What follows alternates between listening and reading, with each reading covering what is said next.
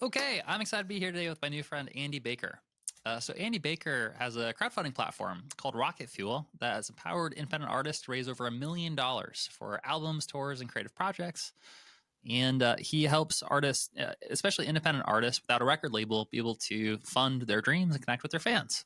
So excited to have him on the podcast today to talk a little bit about Rocket Fuel and some of the frameworks that they've developed for helping indie artists to build careers and having more ownership without requiring a record label. So Andy, thank you so much for being on the podcast today. Oh, it's great to be with you, Michael. Sorry I couldn't join you in person today, but hopefully in the future.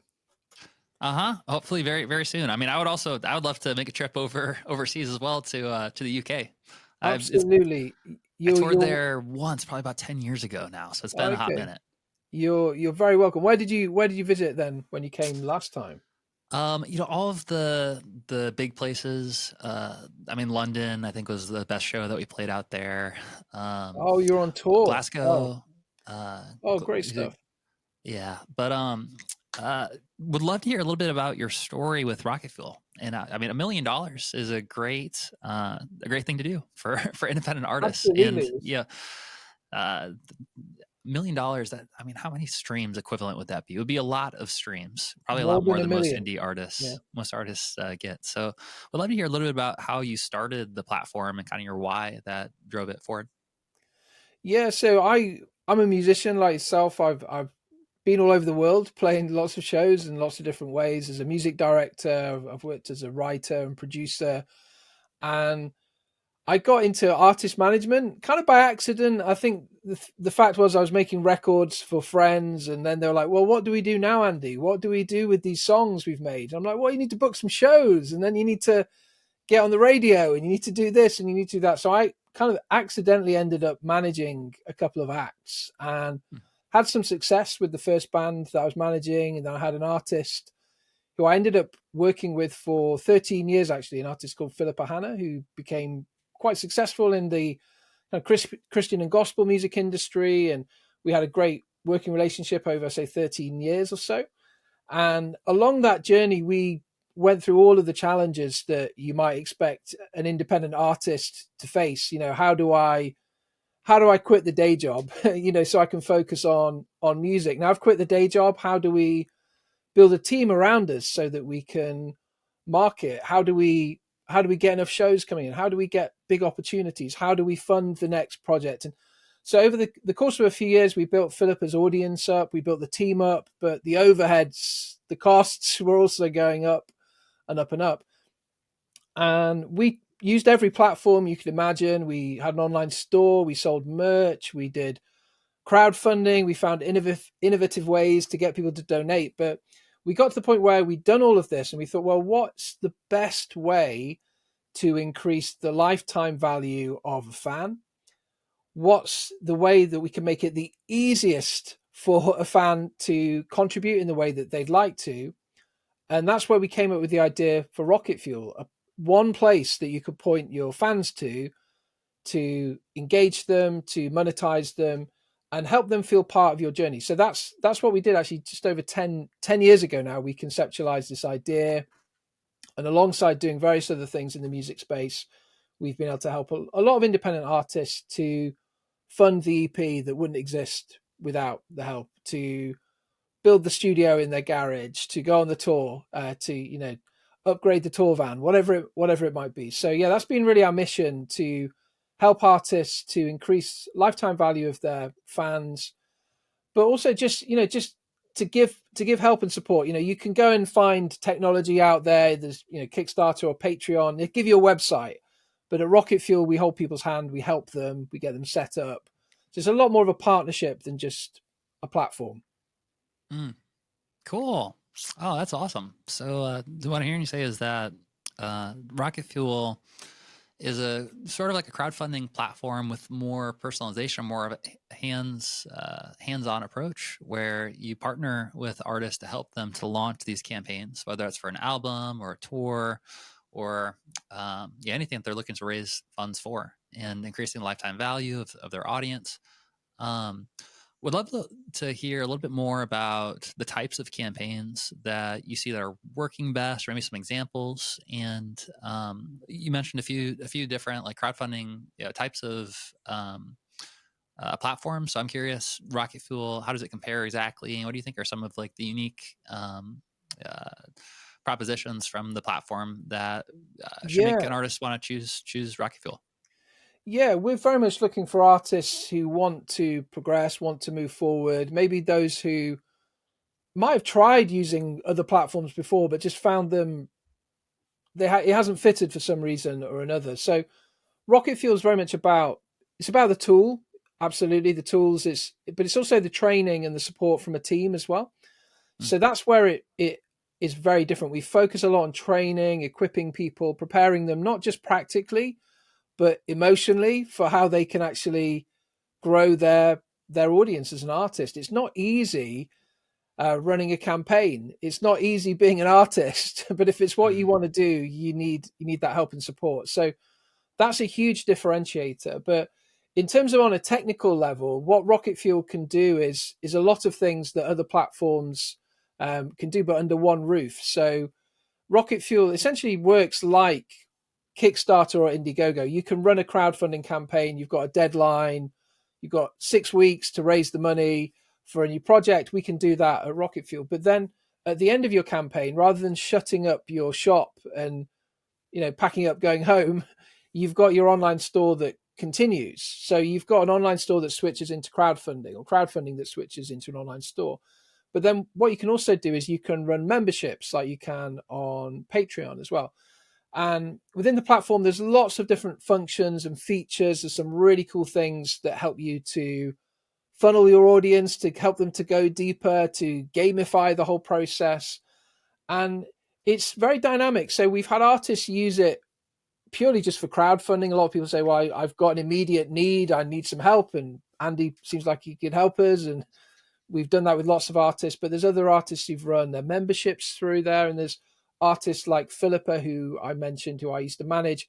We actually did over £100,000 through the platform. So I can tell you firsthand that it achieved the aim of it helped us to increase the lifetime value of fans. We made more money through Rocket Fuel than we would have done through stacking an online store with Kickstarter, with this, with that, and a tip jar over here, and a hat being passed around virtually over there.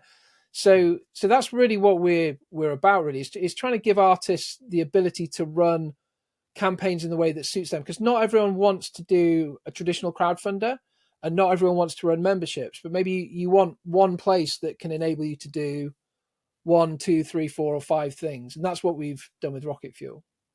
mm. Cool. That sounds like a really helpful platform to bring everything under one roof. So, specifically with the crowdfunding campaigns, yeah, I feel like that's something that I personally don't have a lot of experience running crowdfunding campaigns, but I know that quite a few artists in our community have had a lot of success. Raising Yep. $50,000, $60,000.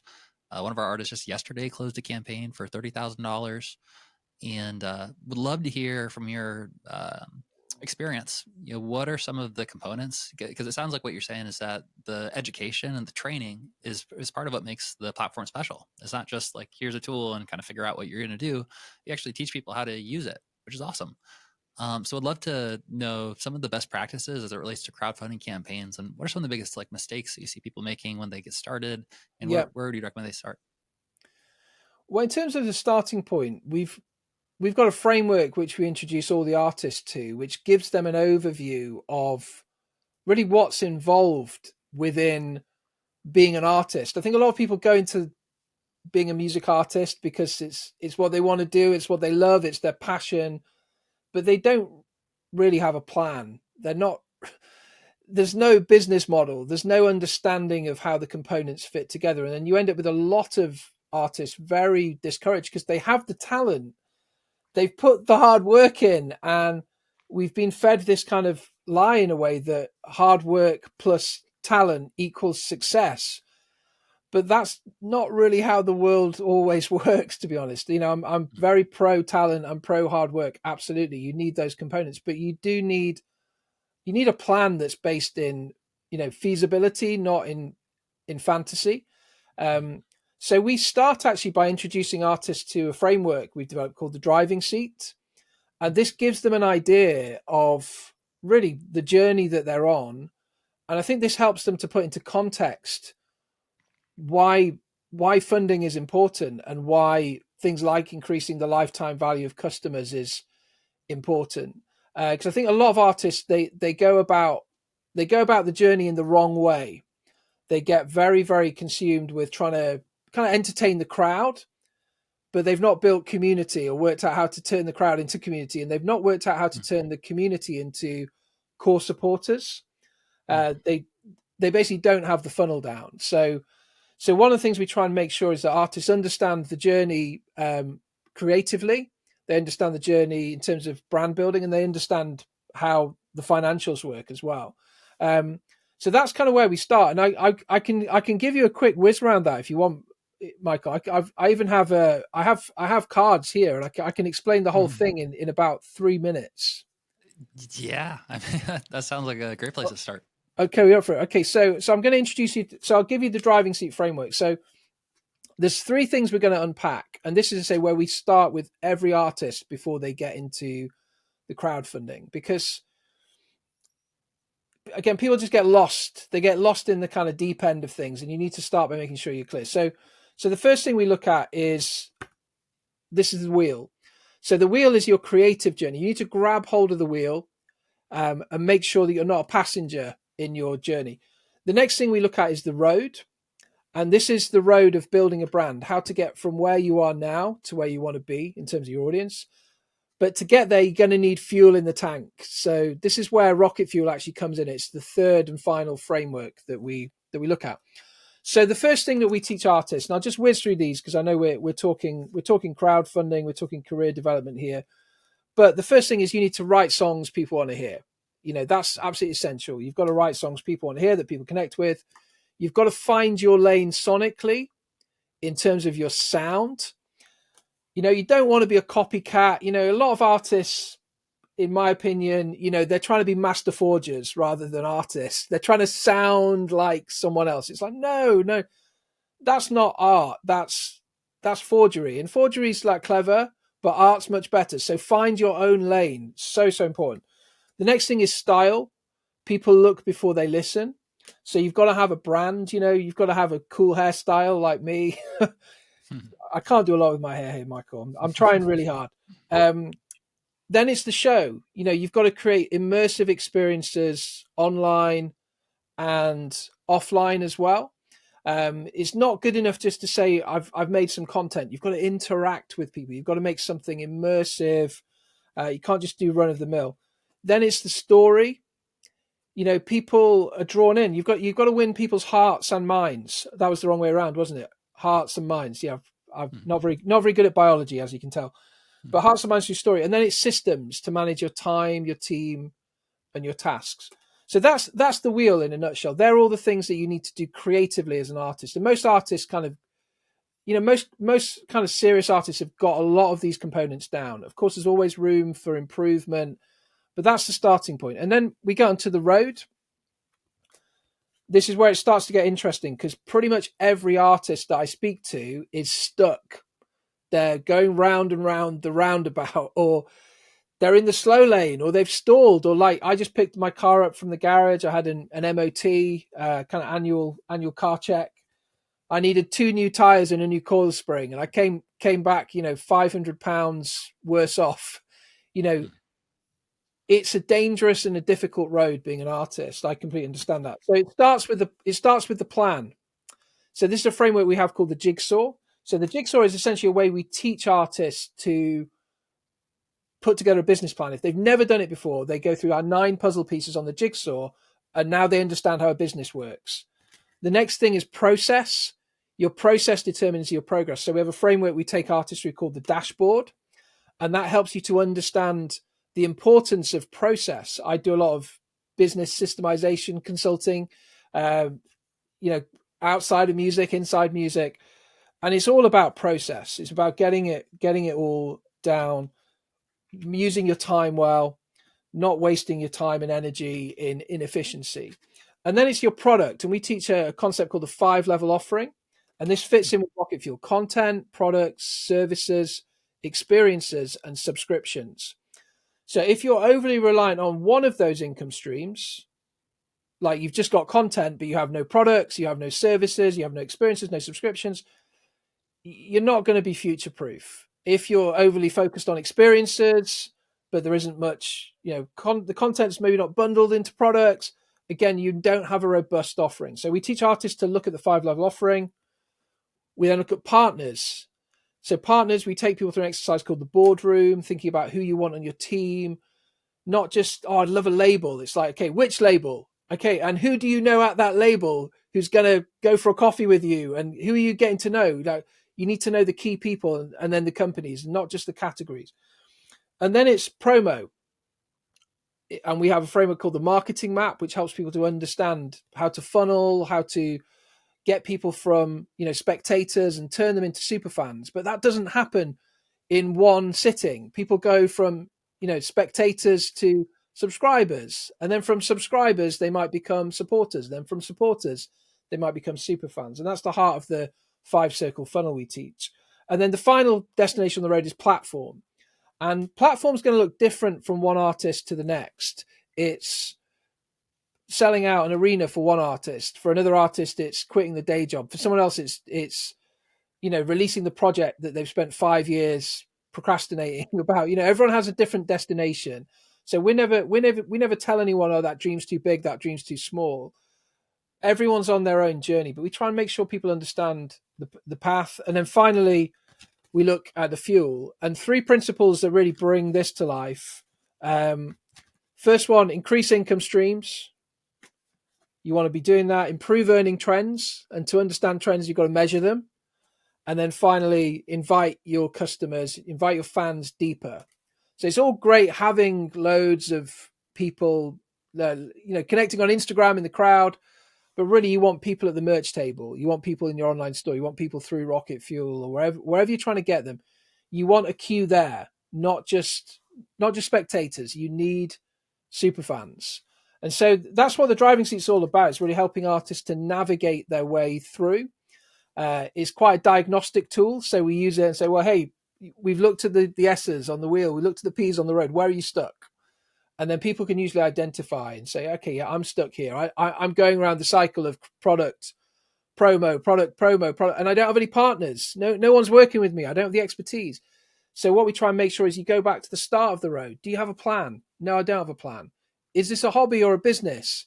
Oh, it's a business. Where's the plan? Would you invest in a company that had no business plan? No, I wouldn't. Why did you quit your job? Before you put a plan together. And then we look at the process. We make sure that the architecture is done before the building work. So it's quite a sophisticated, but also a very simple tool that we've developed to try and explain the concept, the journey that artists are on. So that is a very, very brief, that was longer than 3 minutes. I'm sorry, Michael. But that's a brief introduction to the driving seat. Wow, man, that is awesome. I'm really, really impressed by just like the frameworks and the process and the systems that you've managed to kind of communicate those different components that are needed for an artist to actually have a real business. Obviously, there's a lot to unpack there. Maybe getting started, I would love to hear a little bit, like where do you see most people miss the mark in terms of like what's the biggest thing that often people are missing from that tool set that you just shared, and what do you think is the biggest opportunity? Yeah, I think it's absolutely 100% in planning. I think most artists don't have a plan. They have some ideas, they have a destination in mind, but there isn't a plan of how to get there. And it's difficult. It's not an easy thing to do. Some people will say, well, what's the point in planning because things are going to change? But, fail to plan, plan to fail. That's how I see it. And I think there's a huge opportunity for artists who are willing to stop, to slow down and think about, is my plan feasible? A lot of people's plans are just fantasy. I've got this idea. I'd love to like sell out Wembley. I'd love to do this. I'd love to do that. It's a wish and a prayer, and that's okay. Maybe that gets you out of bed in the morning, But to really put the hard yards in, you need a feasible plan. You need to be able to persuade other people, not just emotionally through you telling them you have passion and singing amazing songs, but you need to get business people on your team, whether that's a record company or a manager or an investor. So you need both that emotional pitch and a logical pitch as well. And I think the logical pitch is where most artists sadly fall down, and they don't know how to do it. They've not had anyone help them with it. It's not sexy to write a business plan. I'd much rather spend $1,000, in the studio. I'd much rather spend $1,000 on a marketing program or whatever, or paying someone to, increase my likes. But you've got to ask yourself the question is it a hobby or is it a business? And if it's a business, you need a business plan. You need something feasible, and plans don't have to be 50 pages long and boring. They could be it could be whiteboards and visual. It could be it could be video based, but you've got to have a compelling pitch where all of the dragons, all of the sharks are going to say, yeah, I'm investing. That's what you need. And if you don't have that, you're making it really hard for yourself. So I think that's the thing. And this is why, like a rocket fuel, the first thing you have to do before you crowdfund is have a goal. You've got to put a pitch together. And the pitch is not to investors. The pitch is to your friends, family, fans, followers, maybe some financial backers. But that's why I love rocket fuel, because it gives you that sense of, if I want to achieve something, I've got to articulate it. I've got to distill this down and make it really clear what it is. And if I can't do that, no one's going to come along and write you a big check to support you. They'll support you because they get behind your vision and they see that you're serious and you're dedicated. So I'm always on the lookout for artists who want to put a plan together. I was fortunate my dad was a financial controller of a major corporation. So I grew up, playing music and doing all the fun stuff. But my dad was always like, have you thought about your outgoings and your income, and have you planned this? And I've been really fortunate to have that kind of support. Most artists haven't grown up with that kind of support. They've been encouraged maybe to pursue their passion, but they've not been encouraged or forced to pursue the plan. And I think that's where a lot of people fall down. That's where so many artists go to the grave with their music still in them, because they never sat down and wrote a plan. They'll drive 300 miles to go and play a festival for $50 or whatever, but they won't sit down for one day and write a plan. They won't spend hours crafting ideas and asking people to scrutinize them. And that's hard, because it's someone coming along and saying, maybe your dream isn't going to pan out how you'd like, but it's a reality check. And I think that's what so many artists need. It's not what they want. It's not the thing they're going to come and say, hey, I want. That's why there's not many people selling it to them, because a lot of them will never buy it. They'll spend the money in the studio, they'll spend the money on the marketing, but they won't spend their time, attention, or any money on putting together a feasible plan.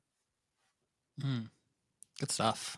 Yeah. So what I'm hearing you say is that, I think that this road trip analogy is actually really good. So it's sort of like, if you don't have a plan, it's sort of like you have no destination that you want to get to. Like, you need to know where you're going in the first place, or where you're trying to get to. You need to be able to clarify it so you actually have a destination.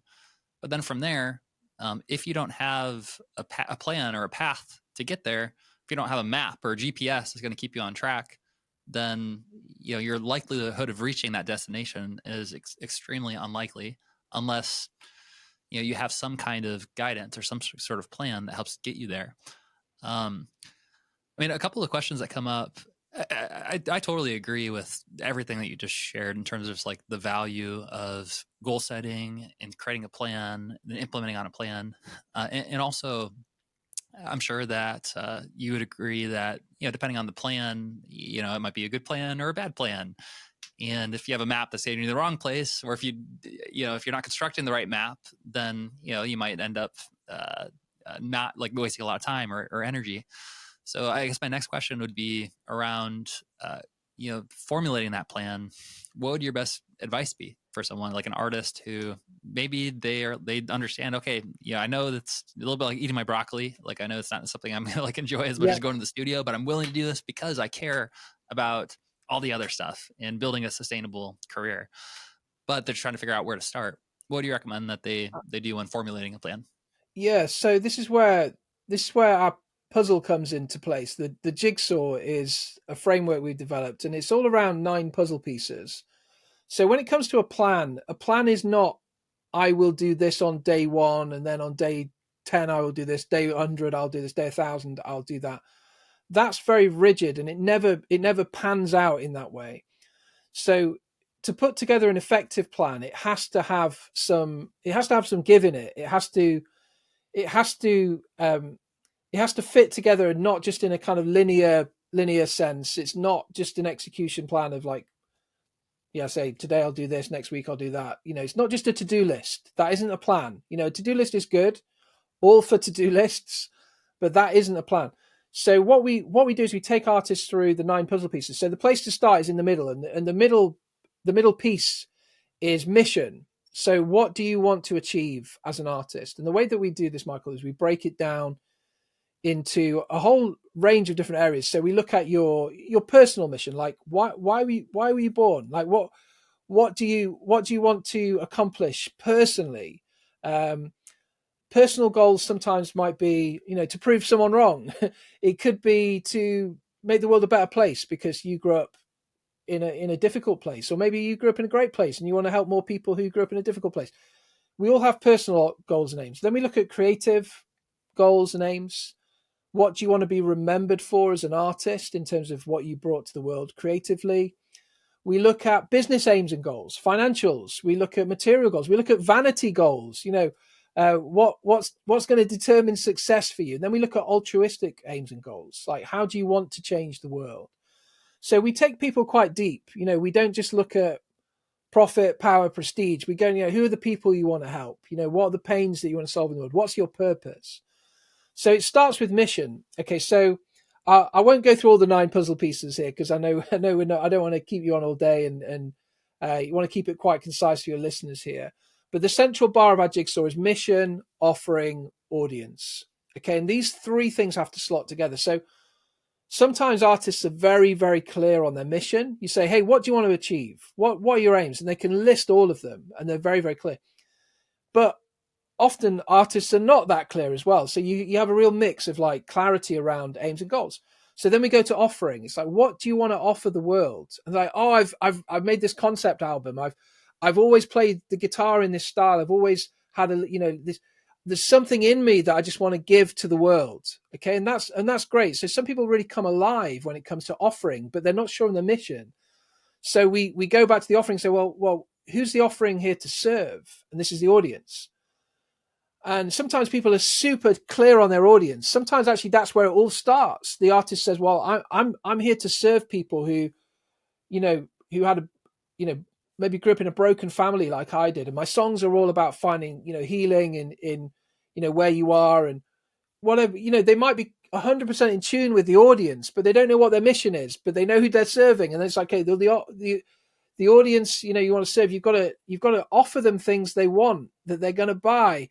And maybe that is your mission, to do this. And so what we do is we make sure wherever there's clarity between mission, offering, and audience, we make sure that those things fit together. So the artist is really, really clear on, this is what I want to achieve. This is what I want to offer.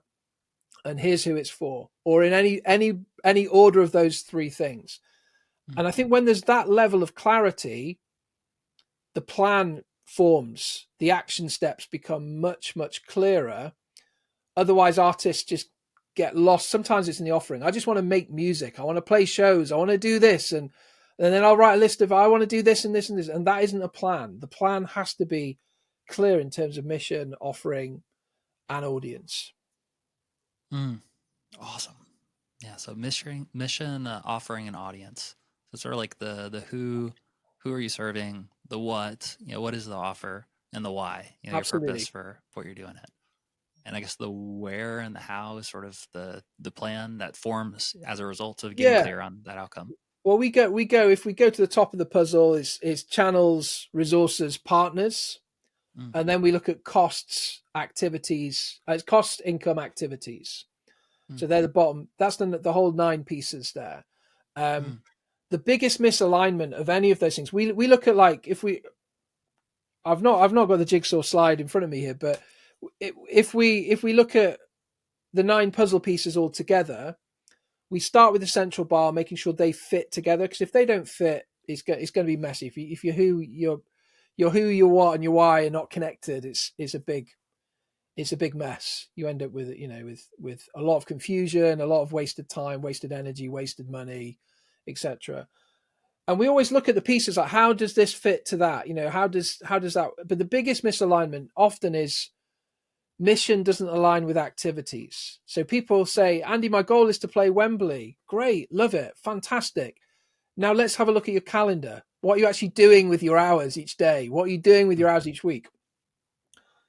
And then, and I'm a little bit old school in a way. I have to go on a level with artists and say, look, if you wanted to be Olympic level, if you wanted to be an elite athlete, would you just show up when you felt like it? Would you not get yourself a coach to try and get you to where you want to get to?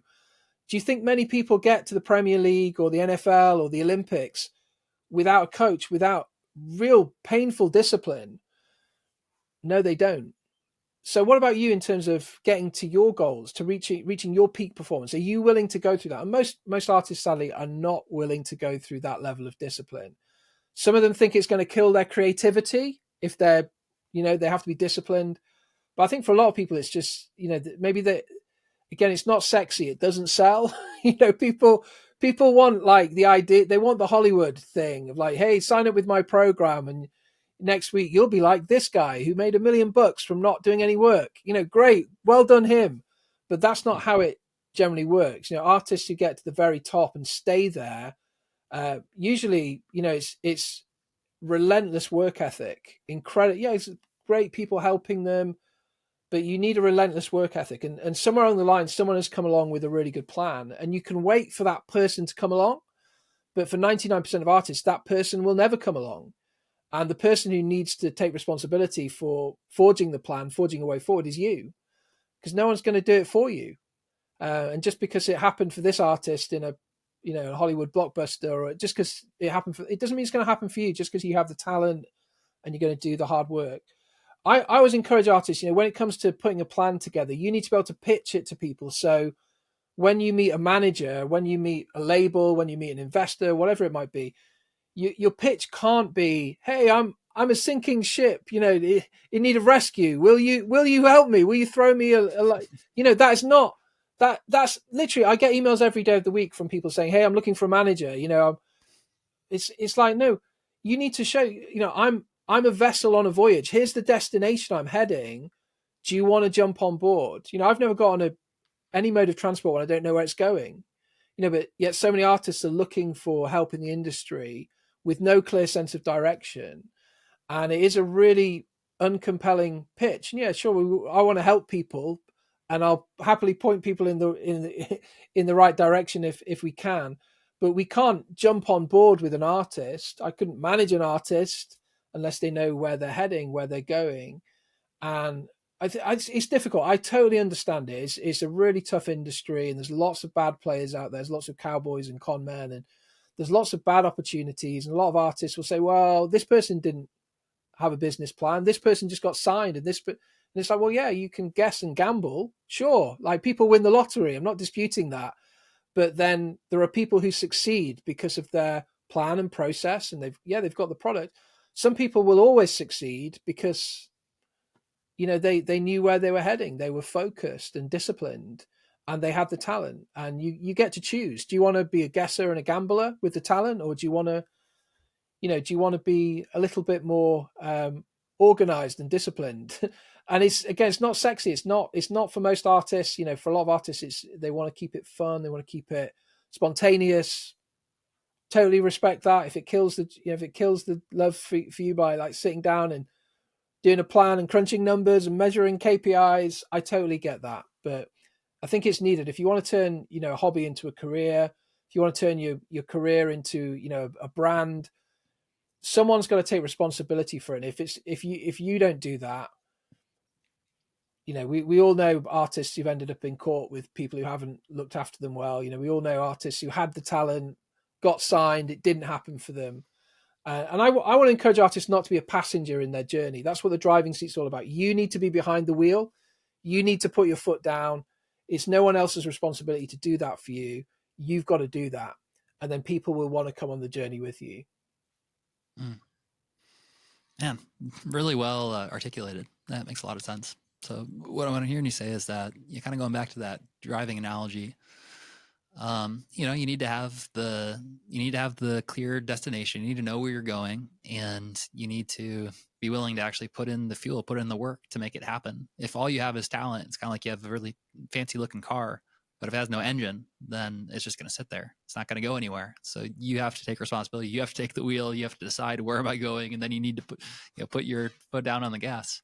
Absolutely. And of course, yeah, this is where Rocket Fuel, this is where we help artists who need that fuel in the tank. You know, you need some help to get from where you are now to the next destination. And that's 100% what we do. And I'm pretty straight down the line, Michael, because I don't want artists coming to me saying, you know, hey, Andy didn't do it all for me. Andy didn't do, you know, that. We're not looking for those kind of artists. We're looking for artists who want to partner with someone who will be honest with them and give them help, give them education and encourage. We love encouraging artists. We love, looking after artists, but we want to be real with people. You know, this is not, it's not a walk in the park. You know, it's an epic journey, being an artist, and you need a vehicle to get there. And that's what we've developed with the driving seat. It's just a way of thinking, to help you understand the journey that you're on. Cool. Sounds like a very valuable, very needed framework. So, Andy, thank you so much for coming on the podcast today and sharing really what feels like decades of experience and work in a very short amount of time. So I appreciate what you've been doing. I appreciate the insights you shared for the community. And for anyone that's listening or watching this right now who is interested in learning more about Rocket Fuel and the frameworks and diving deeper, where can they go to take the next step? Yeah, absolutely. Well, I'll give you my email. So this is the best way to get in touch. If anyone would like help, we don't kind of mass market Rocket Fuel. It's kind of an invite platform. We invite artists we feel would be good to work with into it. So if people are interested to find out more about Rocket Fuel and the driving seat, they can drop me an email. It's Andy, Andy, at Learnex. That's LURNEX.net. And I'd be really happy to share some resources with anyone who gets in touch around the driving seat, pointing you in the direction of Rocket Fuel. You can have a look at Rocket Fuel at rocketfuelhq.com. But if you'd like access to any of the resources, just simply ping me an email, Andy at learnex.net, and I'd be happy to share them with you. All right. Very cool. Well, like always, with the links in the show notes for easy access. And Andy, thanks again for taking the space to be here on the podcast today. Oh, thank you so much, Michael. Thanks for the invitation.